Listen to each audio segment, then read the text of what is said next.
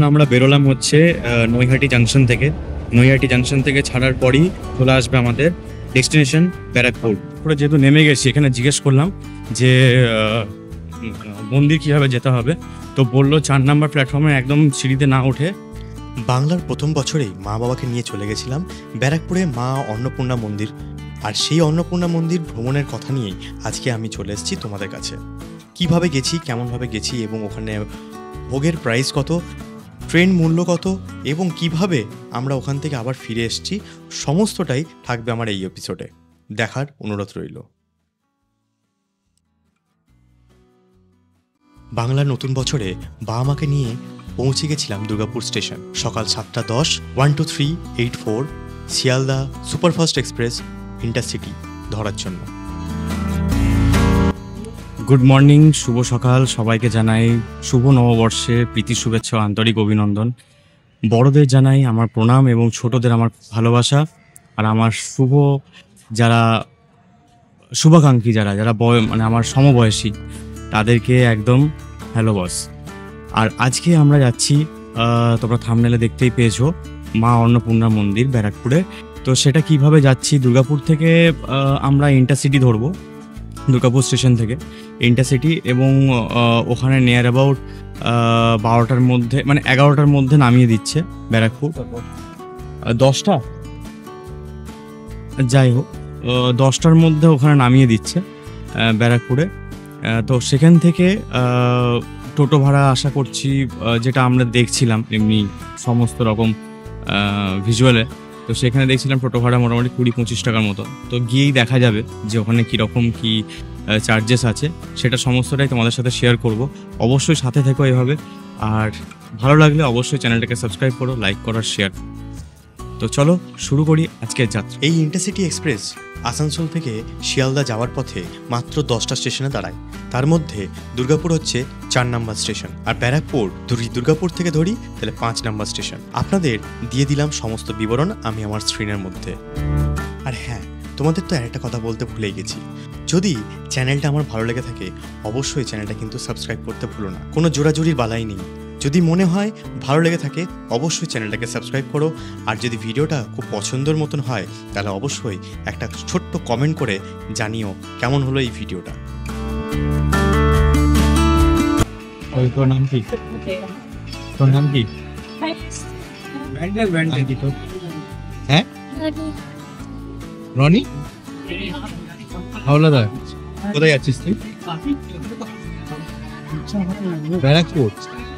Record হচ্ছে কিনা?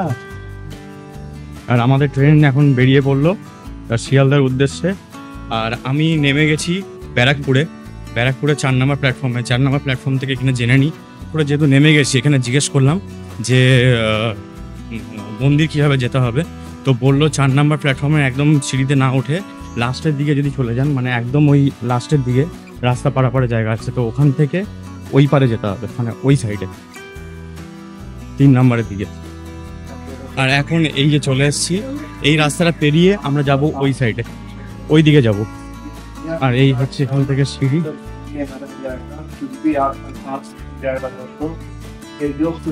এই গেট পড়ে গেছে, এদিকে যেতে হবে।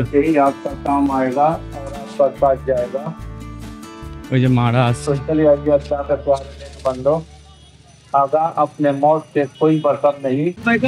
মন্দিরের পিছনে।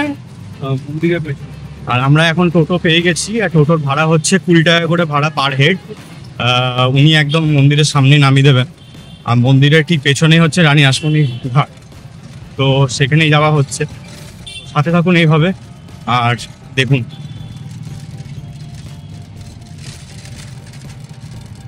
তোমাদের এখানে টোটো স্ট্যান্ডটা কোন দিকে? আমাদের স্ট্যান্ডটা একদম সামনে, কিন্তু ওখান থেকে বেরিয়ে তো অটো দেখলাম, অটো দাঁড়িয়ে রয়েছে ওই পাশে। অটোটা যেখানে শেষ হচ্ছে তার পাশে।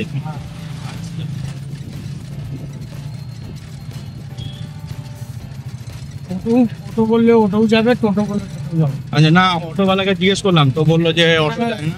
তাই রিজার্ভ ভাড়া নেবে। ও রিজার্ভ ভাড়া। রিজার্ভ ভাড়া কত নেই ওখানে? 100 টাকা। 100 টাকা করে রিজার্ভ ভাড়া। বার্গেনিং করেন তাহলে টোটো ধরবেন, টোটো বার্গেনিং করলে কিছু কমে নিয়ে চলে আসবেন, পার হেড হিসাবে চলে আসবেন। এবার একজন দুজন তো নিয়ে আসলে পোষাবে না, একজন হলে 2 টাকা হিসাবে আপনাকে নিয়ে চলে আসবে। আর না হলে তোমাকে টোটো নিয়ে যায়। আর ওখান থেকে ফেরার পথে মন্দিরের সামনেই আপনাকে স্ট্যান্ড পাবেন। আচ্ছা, প্রথমে ডান দিকে বাঁ দিকে ঘুরতে পারেন, স্ট্যান্ড ওখান থেকে গাড়ি স্টেশন চলে আসতে পারেন, বারাসাত যেতে পারেন, দক্ষিণেশ্বর যেতে পারেন, বড়মা যেতে পারেন। আর এখানে ঘোরার জায়গা কি আছে মোটামুটি? এখানে অন্নপূর্ণা মন্দির আছে, অন্নপূর্ণা মন্দিরের পাশে কালীঘাট আছে। ওই পিঠে গেলে 3.5 কিলোমিটার অষ্টধাতু জয়ত্রী মন্দির আছে, জগন্নাথ মন্দির আছে, ছোট একটা সাই মন্দির আছে, পাটনি ঘাট আছে। তারপরে বাইরে বেরোলে শম্ভুনাথ মন্দির পাবেন, মঙ্গল পান্ডে পার্ক পাবেন, গান্ধী মিউজিয়াম পাবেন, গুরুদ্বারা পাবেন, তারপরে চার্চ পাবেন। আচ্ছা, মানে অনেকগুলো, মোটামুটি 5-6টা পয়েন্ট। বেশি ব্যারাকপুর। ঠিক। তোমার দাদা ফোন নাম্বারটা একটু বলো। 847-97-898 নাম্বারটাও আপনারা নোট ডাউন করে নেবেন। ভবিষ্যতে যদি আপনারা কোনোদিন এখানে আসেন তাহলে আপনাদের হয়তো টোটো সমস্যাটা পড়তে হবে না, ফোন করে নিয়ে দাদা হয়তো স্টেশনের সামনে থেকে যেতে পারেন। ঠিক আছে, আর চেষ্টা করবেন এখানে যেখানে স্টেশন থেকে বেরোচ্ছেন তারপরেই হচ্ছে অটোটা পেরোনোর পরেই হচ্ছে কিন্তু টোটো স্ট্যান্ড, ওখানেও পেয়ে যাবেন। কিন্তু আপনাদের যদি মনে হয় যে আমরা টোটো মানে স্টেশন থেকে নেমেই একদম অটো ধরবো, তাহলে দাদার ফোন নাম্বারটা শেয়ার করে রাখলাম, অবশ্যই কিন্তু আপনারা দাদার সাথে কন্ট্যাক্ট করে নেবেন। বেশি লোক হলেও আমরা এখান থেকে গাড়ি নিয়ে চলে যাবো, কোনো টেনশন নেই। আচ্ছা, মোটামুটি কজনের কিরকম কি থাকে ওটা? খুব কম 100 টাকা টিপ হয়। আচ্ছা 80 যদি আপনার 4 জন থাকেও 80 টাকা নেব। আচ্ছা, পথে কম হলে 80 টাকাই লাগবে। কারণটা হচ্ছে কি আমরা এখান থেকে খালি গাড়ি যাবো, আচ্ছা। আপনার ওয়েট করবো, আপনাকে নিয়ে চলে আসবো। ঠিক ঠিক। সার্ভিসটা আপনি ভালো পাবেন। যাই হোক, যেটা হবে ফোনে তোমার সঙ্গে কন্ট্যাক্ট করে সেই রেটটা করে নেবে। হ্যাঁ, সার্ভিসটা ভালো পাবেন, এইটা গ্যারেন্টি। আচ্ছা, ওটাই তো মানুষ চায়। ধরো বাইরে থেকে যারা আসে তারাও তো যাতে সার্ভিস যত ভালো পাবে সে তত তোমাকে পপুলার করতে থাকবে, যে না গো ওইখানে যাবে তো আমি তোমাকে এই নাম্বারটা দিয়ে দিলাম, তুমি এই দাদার সাথে যেও। আর এইটা হলো গান্ধী ঘাট যাওয়ার মেন রাস্তা। এইটা হ্যাঁ,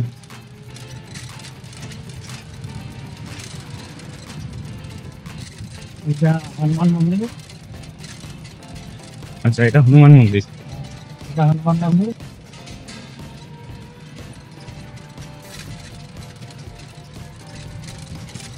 সামনে জগন্নাথ মন্দির আছে।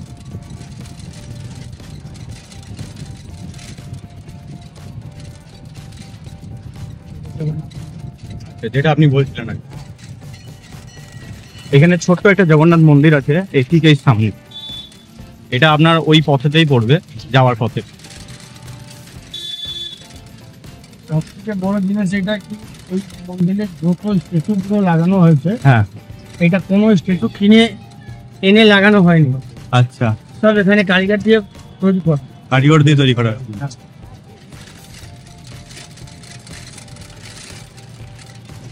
আচ্ছা, এখানে যদি কেউ থাকতে চায় ব্যারাকপুরে এসে, হ্যাঁ,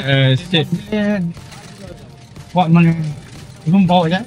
আচ্ছা, এমনিতে এখানে রুমের ভাড়া কি রকম হয়? 500 টাকা, 600 টাকা। 500-600 টাকা ভাড়া।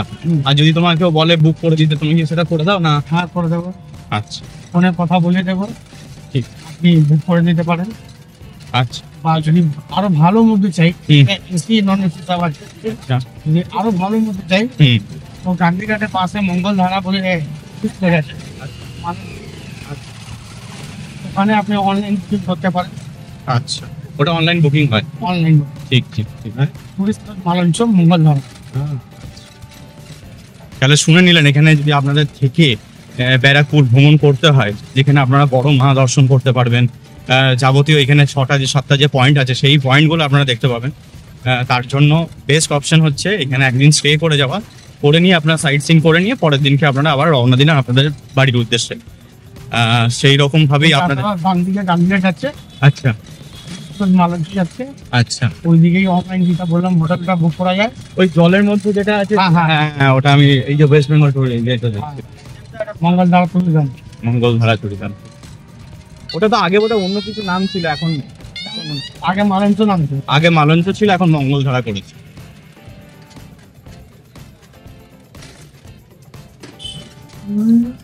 এটা আমাদের জায়গা এমটি সেকশন।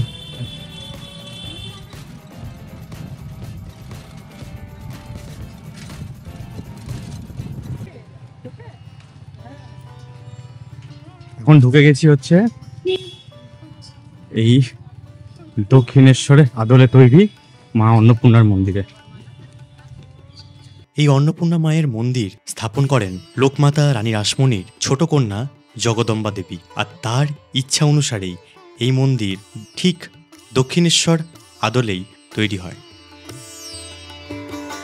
ওখান থেকে বেরোনোর পরেই আপনি যদি সোজা গেটের বাইরে পেছন দিকে গেটে যদি বেরিয়ে দেখেন, এই হচ্ছে গঙ্গার পাড়, রানী রাসমণি গঙ্গার পাড় হচ্ছে এটা। এই গঙ্গার পাড়ে অনেক মানুষই সমাগম করেছেন তার স্নান পর্ব সারার জন্য, আবার কিছু মানুষ সমাগম করেছেন তার পূর্বপুরুষের আত্মা শান্তি কামনার্থে বাৎসরিক পালন করার জন্য।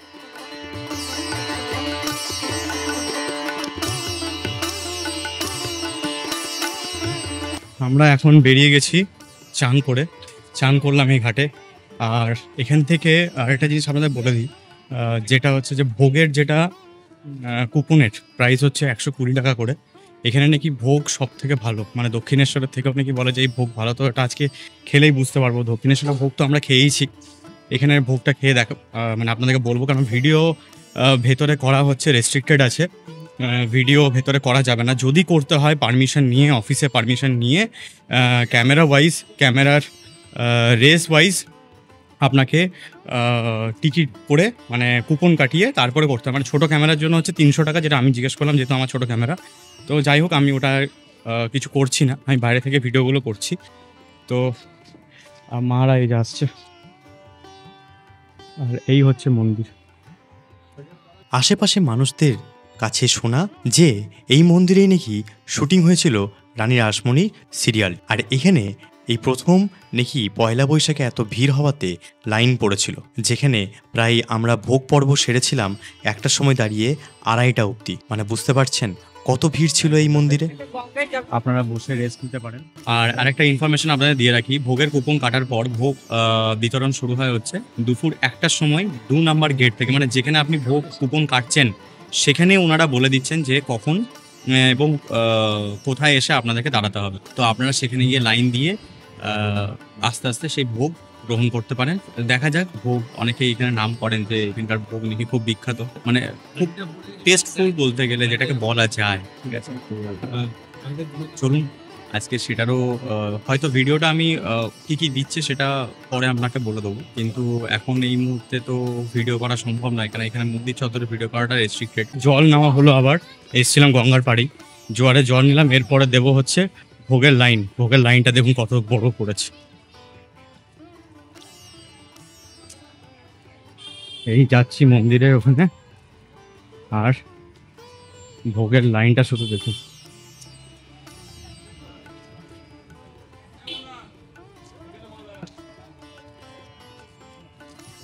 আমরা জাস্ট এই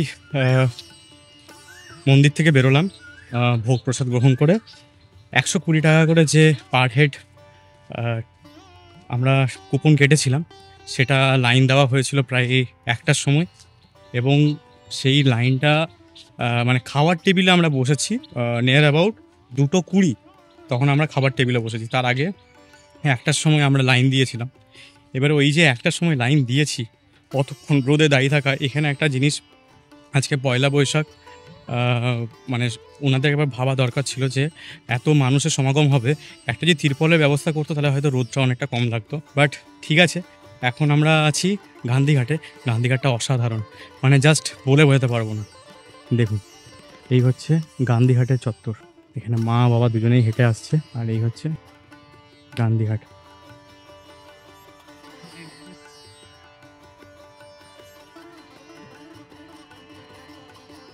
আমার পেছনে যে জায়গাটা দেখছেন সেটা হচ্ছে গান্ধীঘাট, যেটার ভিডিও আপনারা এখনও হয়তো স্ক্রিনে দেখতেই পাচ্ছেন।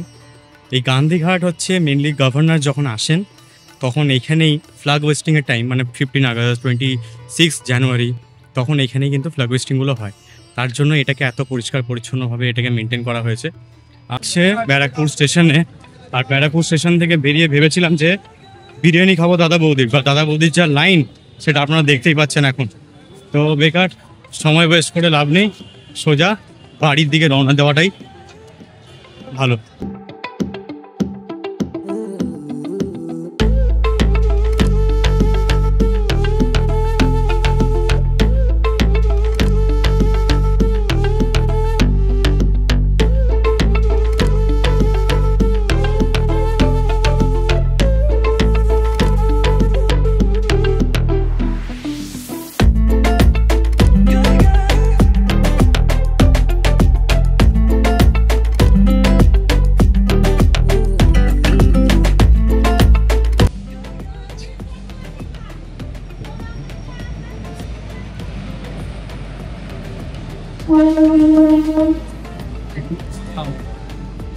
সারাদিনে ঘোরাঘুরি হওয়ার পর সারাদিনের যে ক্লান্তি সেটাকে দূর করে আবারও বেরিয়ে পড়লাম বাড়ির পথে। আশা করব তোমাদের এই ভিডিওটা ভালো লেগেছে। যদি তোমাদের একটু হলেও ইনফরমেটিভ হয়ে থাকে তাহলে আমাকে একটা ছোট্ট কমেন্ট করো, আর কমেন্টে অবশ্যই লিখে জানিও যে কোনো কিছু বাদ গেল কি না, বা আর কি দিলে তোমাদের সেটা ইনফরমেশনটা আর একটু জোরদার হতো।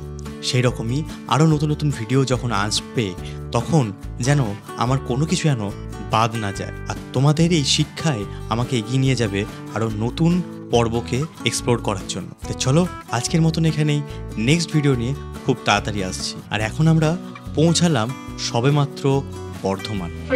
এখন বাজে হচ্ছে 7:23, আমরা দাঁড়িয়ে আছি হচ্ছে বর্ধমান জাংশন। আর এখান থেকে দুর্গাপুর ঢুকে যাবে মোটামুটি 8:05 মধ্যে। মানে ওয়্যার ইজ মাই ট্রেন সেটাই দেখাচ্ছে, এখন দেখা যাক কখন ঢোকে।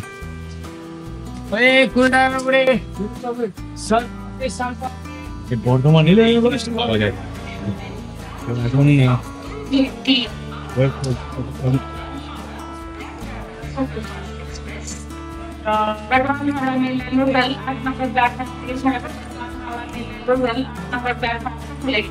বর্ধমান জাংশনে এখন বাজে রাত 8:15 আর আমি নেমে গেছি দুর্গাপুরে। 13.5 ঘন্টা জার্নি কমপ্লিট করে আমরা নামলাম দুর্গাপুর। কেমন লাগলো তোমাদের এই এপিসোড অবশ্যই কমেন্ট সেকশন কিন্তু অবশ্যই কমেন্ট করো। ভালো লাগলে চ্যানেলটাকে সাবস্ক্রাইব করো, লাইক করো, আর আত্মীয় পরিজনদেরকে শেয়ার করো।